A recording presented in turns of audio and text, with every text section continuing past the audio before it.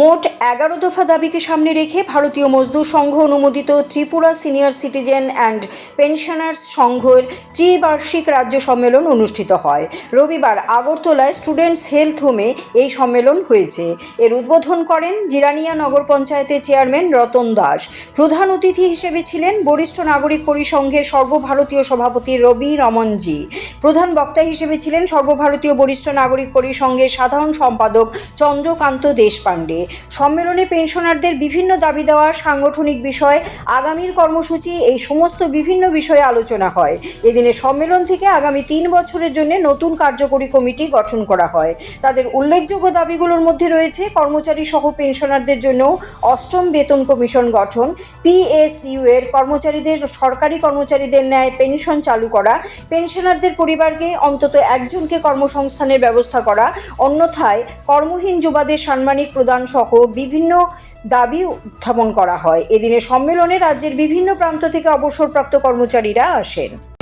আমরা আমাদের committee reform করি মূলত এটিকে সামনে রেখে, আর আমাদের কিছু জরুরি দাবি দেওয়া রয়েছে, সেগুলিকে 11 দফা দাবি সেগুলিকে উপস্থাপন করি মূলত আজকে সম্মেলন।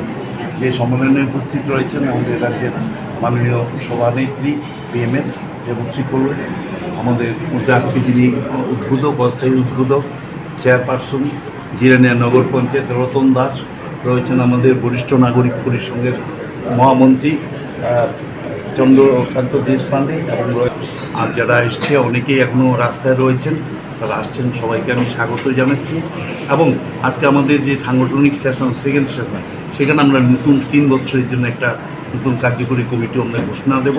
সেই ঘটনাতে যে নতুন কমিটি আসবে তাদেরকে আমি ব্যক্তিগত তরফ থেকে তাদেরকে একদম অগ্রিম অভিনন্দন জানাচ্ছি, কারণ যে অপূর্ণ কাজগুলি রয়েছে আমাদের, সেগুলির জন্য ওই কমিটিটা নতুনভাবে সুন্দরভাবে অবসরপ্রাপ্ত কর্মচারী তথা ত্রিপুরা শ্রমিক শিক্ষক কর্মচারীর সাথে করে সে আশা আমি ব্যক্ত করছি। প্রথম দাবি যেটা রয়েছে সেটা আপনারা জানেন যে আমাদের পেনশনারদের কমিউটেশন আমাদের 10 বছরের জন্য আমাদের টাকা দেওয়া হয়, কিন্তু সরকার বা কর্তৃপক্ষ 15 বছর সেটা কেটে নেয়।